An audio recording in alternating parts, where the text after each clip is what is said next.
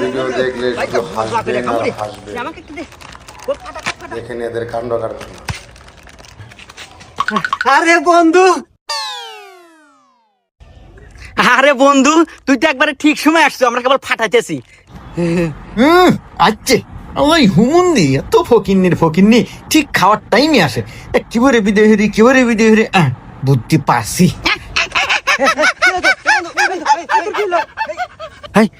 এই তোর কিলো রে, এই কিলো এ বন্ধু তাতে তো পানি নে। আচ্ছা, আমি পানি আনতেছি।